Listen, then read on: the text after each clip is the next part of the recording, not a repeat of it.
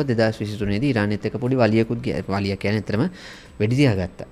කොහොම හරි මේ ඇෆ්ගනිස්තානයේ වතුර කතන්දරේ මේ වටේම තියෙන රටවල් වලට බලපාලා තියෙනවා. ඒක හරියට ක්‍රියාත්මක වුණා නම් මේකේ සමහර දේවල් අද වෙද්දි කතා කරන්න වෙන්නේ. මේවා මේ මෑතක් වෙනකන් ලොකුවට ගැටලු බවට පත් නොවිච්ච හේතුවක් තිබ්බා. ඇෆ්ගනිස්තාන කියන්නේ ලෝක ශිෂ්ටාචාරය ඇතුලේ ජලකළමනාකරණය හොඳින් කරගෙන ගිය රටක්. ඇෆ්ගනිස්තානයේ ඉන්න මිනිස්සුන්ගෙන් 79%කට විතර වතුර ලබා ගැනීම තරම් පහසු කාර්යයක් නෙමෙයි. යුද්ධ නිසා ඇෆ්ගනිස්තානයේ සංවර්ධන කටයුතු බොහොම අඩුවෙන් තමයි සිද්ධ වුනේ. වතුර කියන්නේ අත්‍යවශ්‍යම සෝස් එකක් වෙන තැනකදී මෙන්න මෙව තමයි යුද්ධ ලෝකේ මුලින්ම ඇති වෙච්ච දේවලුත් කියලා අපි දන්නවා. මොකද තාමත් වතුර හින්දා යුද්ධ කරන දේවල් ලෝකේ තියෙනවා. දැනට දෙවනියට ජනගහනය වැඩියෙන්ම ඉන්න නගරය තමයි මගේ මතකේ හරිනම් ඔය මෂාද් කියන නගරය. පහුගිය දවස්වල කතාවක් තිබුණා ඇත්තටම ටෙහෙරාන් වලින් වෙන තැනකට අගනුවර ගෙනියන්න ඕනි කියලා. මොකද මේ වතුර ප්‍රශ්නේ හින්දා.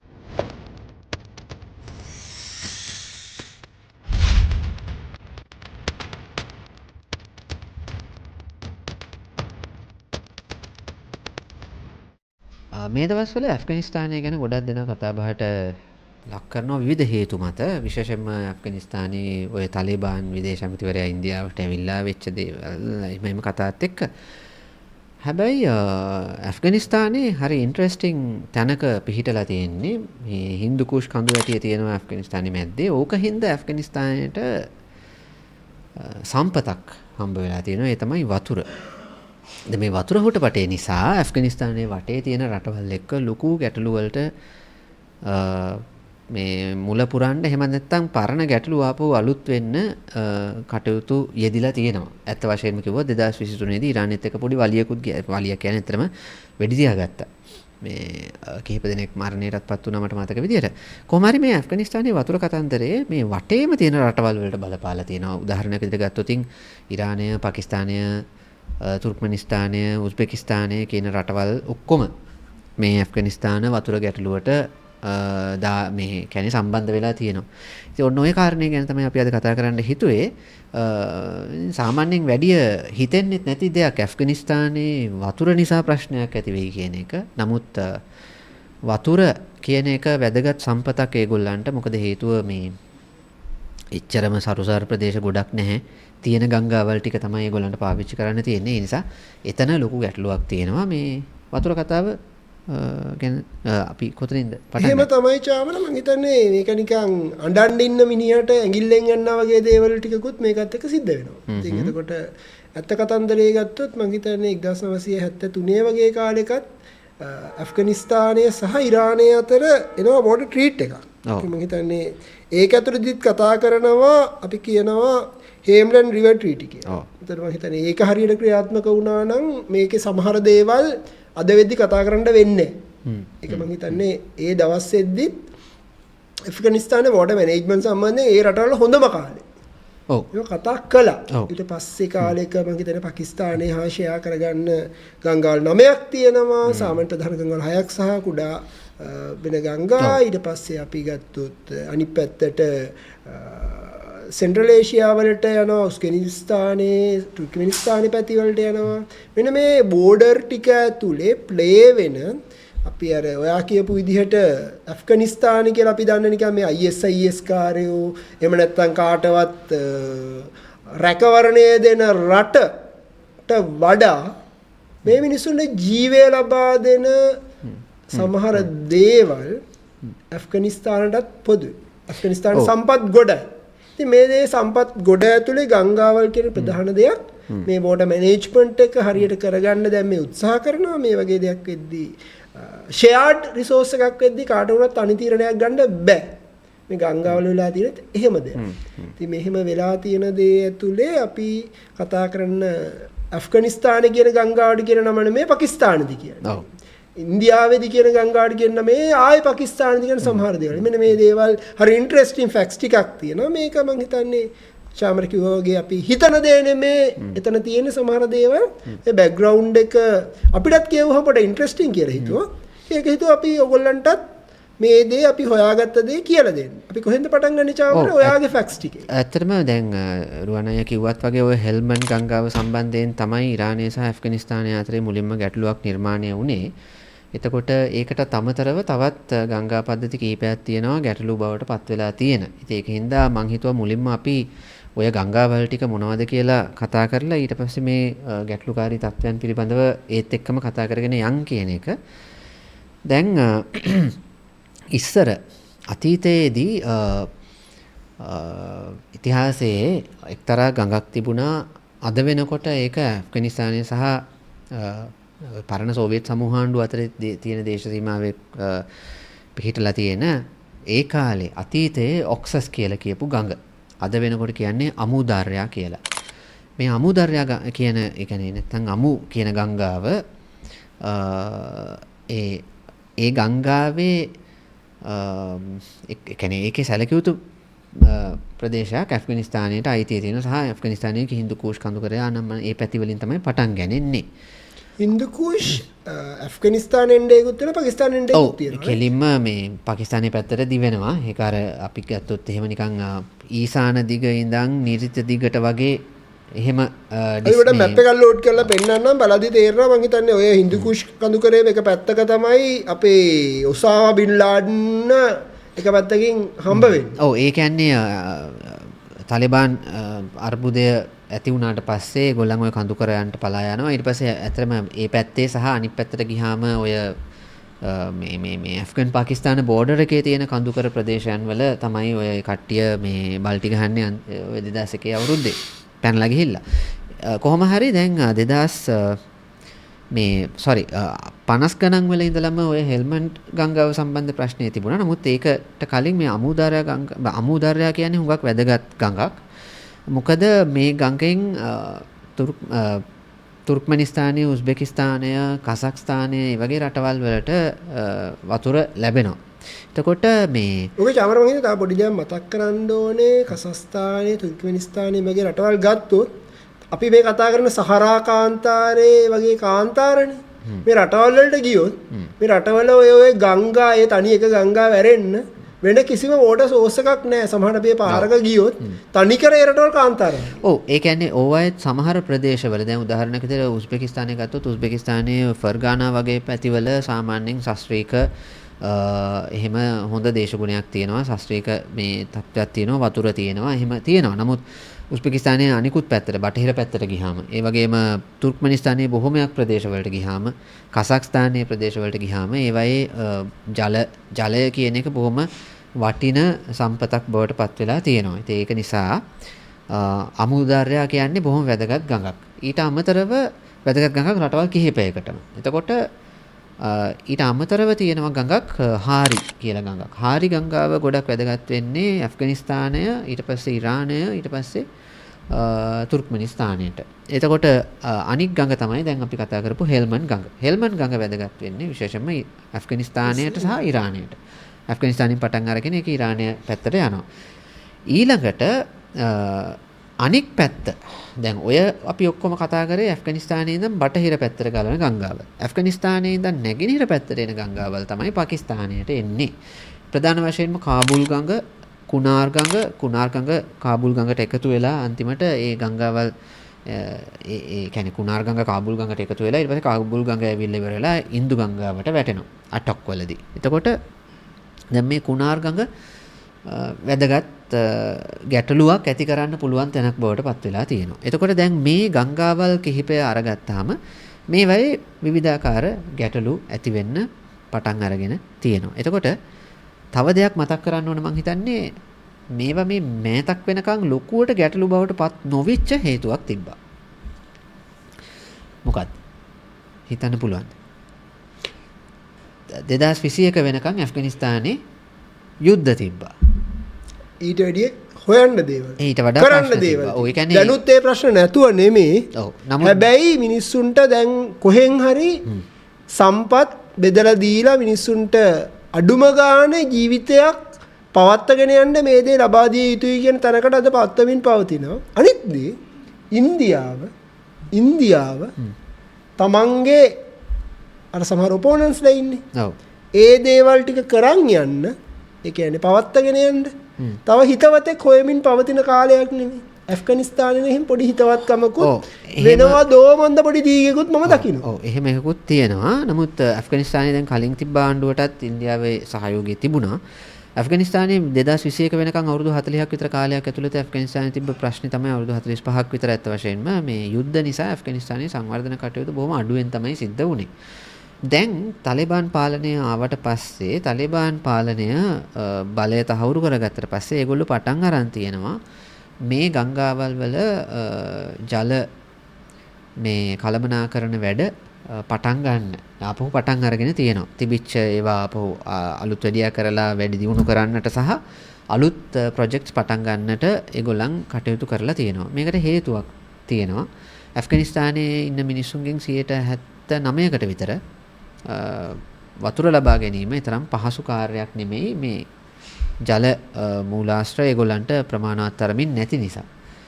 අර කිව්වත් වගේ ගංගාවල් කිහිපයක් තමයි තියෙන්නේ. එතකොට ඒක නිසා ඒගොල්ලන්ට ඒ ප්‍රශ්නේ මිනිසුන්ට පානීය ජල ජලය කළමනාකරණය කියන දේ නොකරුව තැනක් නෙමෙයි ඇෆ්ගනිස්තාන කියන්නේ. ඇෆ්ගනිස්තාන කියන්නේ ලෝක ශිෂ්ටාචාරය ඇතුලේ ජල කළමනාකරණය හොඳින් කරගෙන ගිය රටක්. ඔව්, නොකරපු තැනක් නෙමෙයි. ප්‍රශ්නේ තියෙන්නේ මේ අර ෂෙයාර්ඩ් රිසෝස් එකක් වෙද්දි තනි යුනිලැටරල් ඩිසිෂන් එකක් ගන්න බෑ කියලා අපි කියන්නේ. එතකොට මේකෙදි රටවල් පාර්ශ්ව දෙකක් වෙන්න පුළුවන්, පාර්ශ්ව තුනක් වෙන්න පුළුවන්. ඒ රටවල් අතර හරි තීරණයකට එන්න ඕනේ. මේකේ තව පොඩි දෙයක් මේකට ඇඩ් කරන්න ඕනේ. මම දැක්කා පොඩි තරක කතා කරනවා පාකිස්තානයේ අද වෙද්දි මේ ජල කළමනාකරණ ප්‍රශ්න හින්දා සමහර ගොවියන්ට මොකද සාමාන්‍යයෙන් අපි ගත්තොත් ගංගාවකින් මොනවාද පෝෂණය වෙන්නේ? හයිඩ්‍රෝ ඉලෙක්ට්‍රිසිටි වෙන්න පුළුවන්. අපි කෘෂිකර්මය වෙන්න පුළුවන්. ඒ වගේම මේ මිනිස්සුන්ට තියෙන පානීය ජලය වෙන්න පුළුවන්. දැන් මේ කෘෂිකර්මයට ගොවීන්ට හරියට වතුර ලබා දීමක් නැති හින්දා සමහර කෘෂි භෝගවල වියදම නිෂ්පාදන වියදම එකට තුනක් වෙලා අද රුපියල් 100ට දෙවිච්ච එක ඒගොල්ලෝ කතා කරද්දි කියනවා වෙළඳ පොළට යද්දි රුපියල් 100ට දෙන්න පුළුවන් රුපියල් 400ක් 500ක් බවට පත් වෙලා මිනිස්සු ගන්නෙත් නැහැ. තියෙන දේවල් ටිකට හරියට වතුර ටික හම්බ වෙන්නෙත් නැහැ. මේවා තමයි ප්‍රශ්න චාමර. ඔව් දැන් අපි අර මේ ජලය නිසා ඇතිවන ප්‍රශ්න නිසාම තමයි ඒ රටවල් අවධානය යොමු කරන්නේ තාලිබාන් සංවිධානය මේ දැන් ඇෆ්ගනිස්තානයේ කරන්නට පටන් අරන් තියෙන වැඩපිළිවෙල සම්බන්ධයෙන්. දැන් සාමාන්‍යයෙන් සල්ලි කොහෙන්ද වුවට ඇෆ්ගනිස්තානයේ මේ ආයුධ ගණ්ඩත් සල්ලි දියන එව්වට හම්බ වෙනවා එක අයගෙන්. ඔව් මේකට මේ ප්‍රොජෙක්ට් වලට ඒ ආයුධ ගන්න සල්ලි දෙන අයම නෙමෙයි කියලා තමයි ආරංචි අපිට සල්ලි දෙන්නේ. ඔව් දැන් ආයුධ ගන්න නම් ඒ දවස්වල මුදල් දුන්න අය හිටියා. දැන් නම් ඒවට මං හිතන්නේ මුදල් දෙන අය නැහැ. ඉතින් මේකටත් දැන් තාලිබාන් සංවිධානය කියන්නේ ඒගොල්ලන් ස්වදේශීය වශයෙන් තමයි මේ කටයුතු කරන්නේ කියලා. ඒගොල්ලෝ විදේශීය සමාගම් වලට එහෙම මේ වැඩ කටයුතු පවරන්නේ නැහැ කියන එක තමයි ඒගොල්ලන් ප්‍රකාශ කරන්නේ. එතකොට එහෙම ඒගොල්ලන් කියන්නේ එහෙමයි.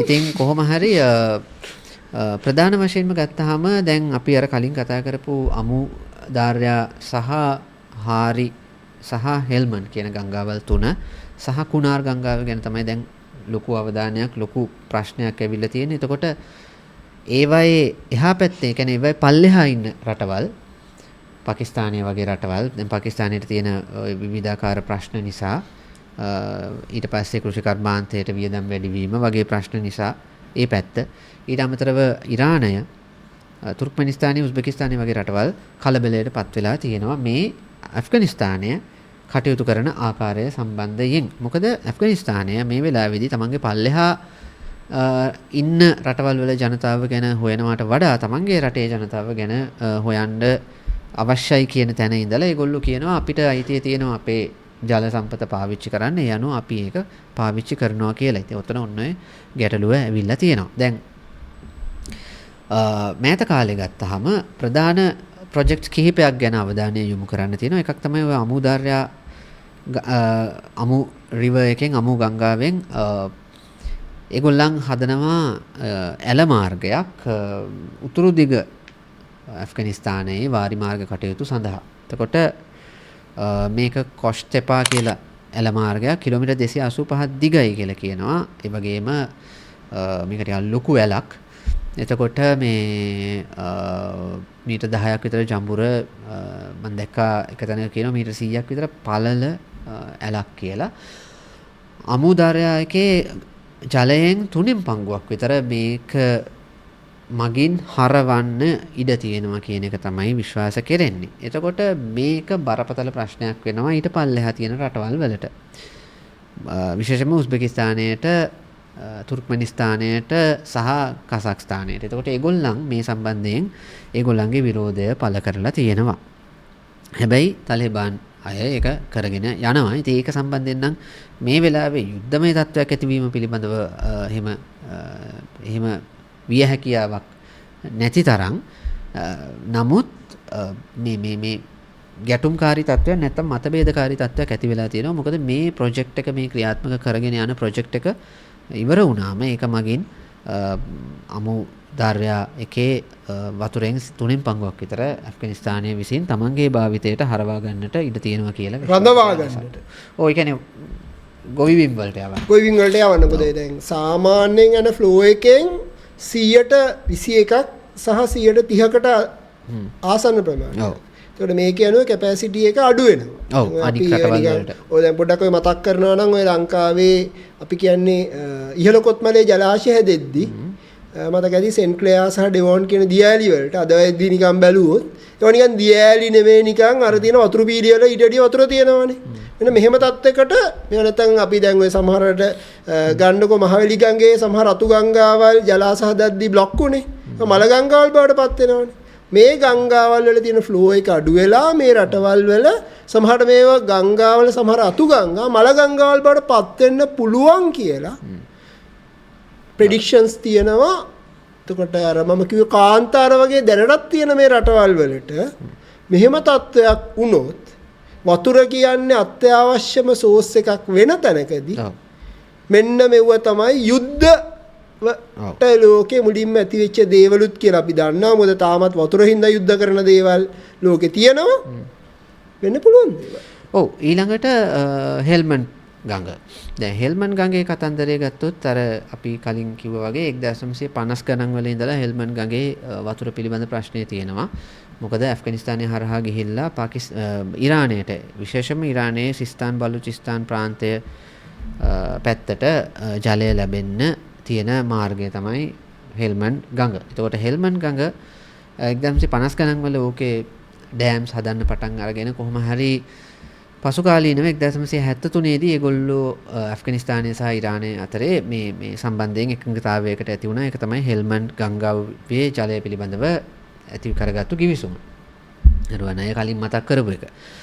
හැබැයි ඒක වෙලා ටික කාලයකදී ඇත්තටම ඒක අත්සන් කරේ 73 මාර්තු මාසේ. ඒක අත්සන් කරලා ටික කාලයකදී ඇෆ්ගනිස්තානයේ රාජාණ්ඩුව පෙරලා දමනු ලැබුවා.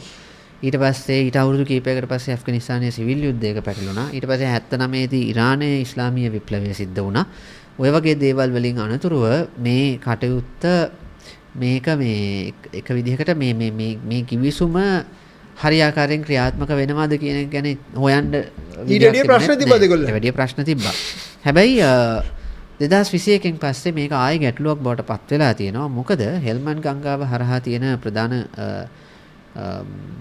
වේලි ඒ කියන්නේ ප්‍රොජෙක්ට්ස් කිහිපයක් තියෙනවා. එකක් තමයි ඔය ගඟේ ටිකක් ඉහළට වෙන්න තියෙනවා කජාකි කියන ඩෑම් එක. ඊට පස්සේ තව එකක් තියෙනවා කමල් ખાන් ඩෑම් එක කියලා. එතකොට මෙන්න මේ ඩෑම්ස් දෙකේ කටයුතු වැඩි දියුණු කරන්නට පටන් ගන්නවා තාලිබාන් සංවිධානයේ 2021 බලයට ආවට පස්සේ.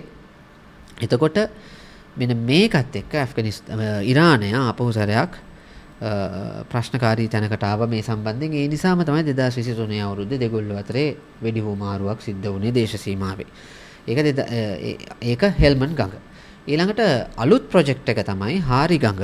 හාරි ගඟේ පෂ්දාම් කියලා වේලක් හදන්න ඇෆ්ගනිස්තානය කටයුතු කරන්න සූදානම් වෙනවා. එතකොට මේ පෂ්දාම් ඩෑම් එක ඒකේ ප්‍රශ්නේ වෙන්නේ ඉරානයේ මම හිතන්නේ දැනට දෙවනියට ජනගහනය වැඩියෙන් ඉන්න නගරය තමයි මගේ මතකේ හරිනම් ඔය මෂාද් කියන නගරය ඊසාන දිග ඉරානයේ. ඕකට වතුර ලැබෙන්නේ හාරි ගඟෙන්. එතකොට මේ මෂාද් කියන්නේ ඇත්තටම ටෙහෙරාන් වලටත් කලින් හොඳටම පොපියුලර් රාජ්‍ය සිටි එක. ඔව්. මෂාද් කියන්නේ හොඳ හිස්ටරි එකක් තියෙන සිටි එක. ඔව්. දැන් එතකොට දැන් ඉරානයේත් කොහොමත් වතුර ප්‍රශ්නේ බරපතල විදිහට තියෙනවා. කොටින්ම ටෙහෙරාන් වල වතුර ප්‍රශ්නේ බොහොම බරපතලයි.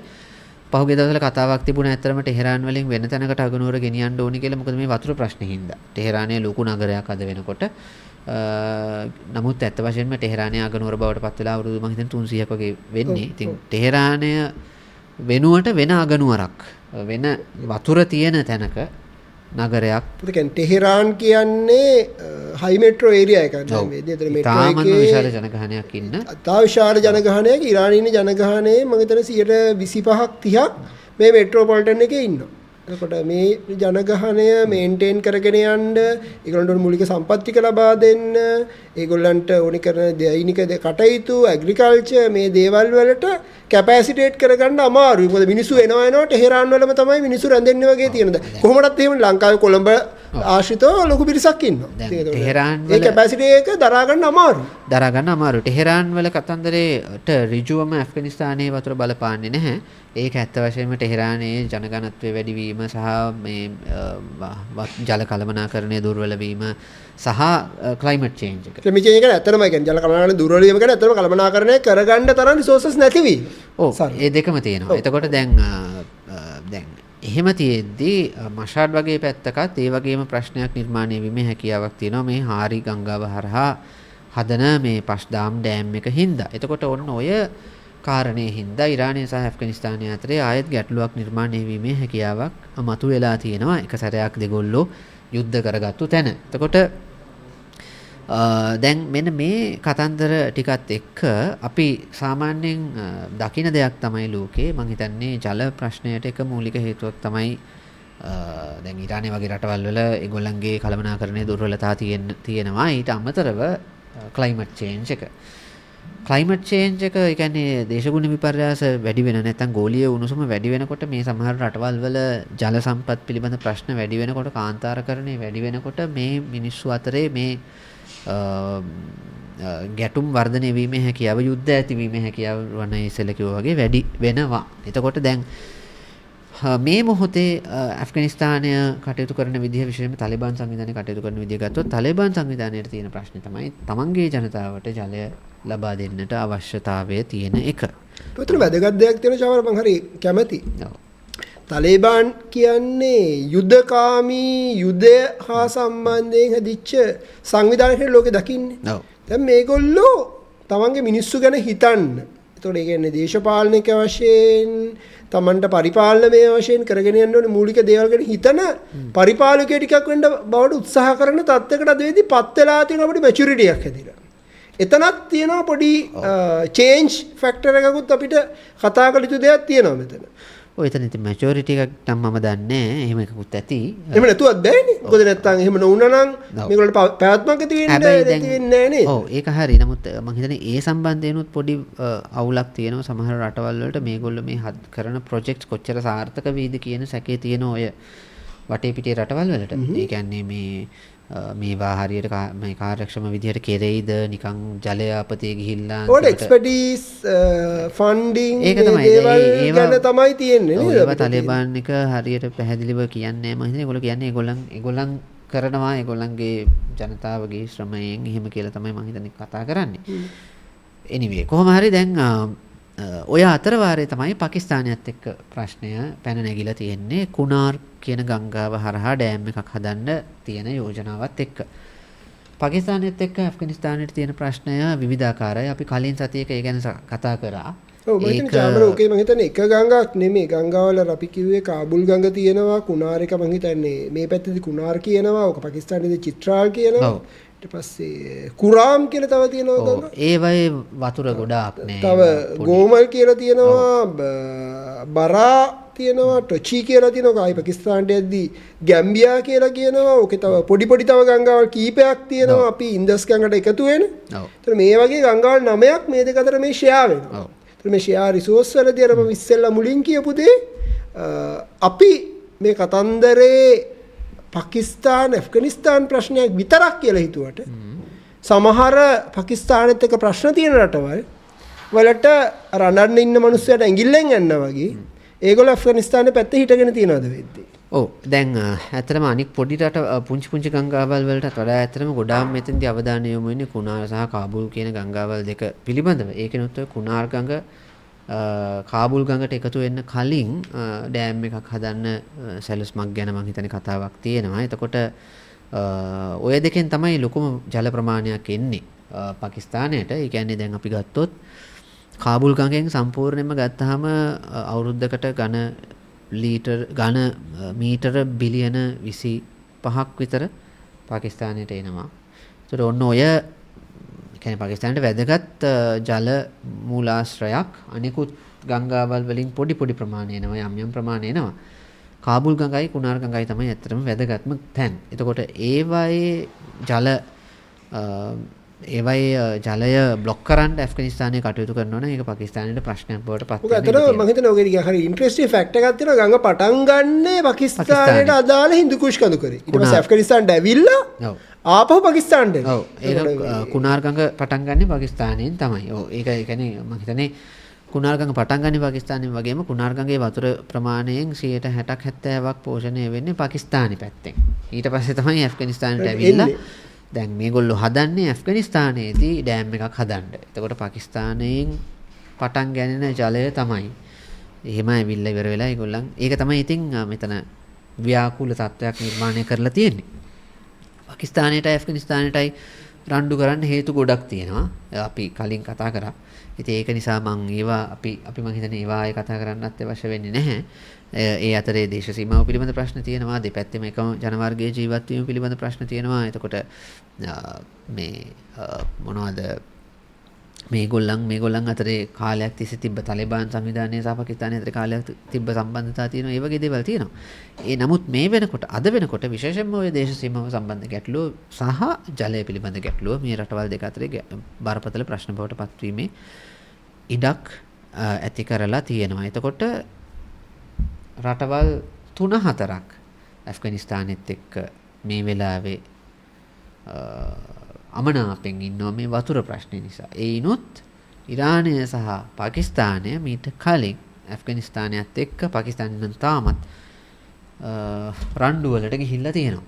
වෙඩි තියාගෙන තියෙනවා. එතකොට ඒ නිසා ජලය පිළිබඳ ප්‍රශ්නය තවදුරටත් බරපතල වෙනකොට මේ ගැටලු ආපහු ටිකක් බරපතල අවිගැටුම් බවට යන්න පුළුවන් වෙයි කියන සැකයක් සමහරු තුල ඇති වෙලා තියෙනවා. ඔන්න ඕක නිසා මේ ඇෆ්ගනිස්තානයේ ජල සම්පත බොහොම ගැටලුකාරී තත්ත්වයක් ඇති කරන ජල සම්පතක් බවට පත් වෙගෙන යනවා.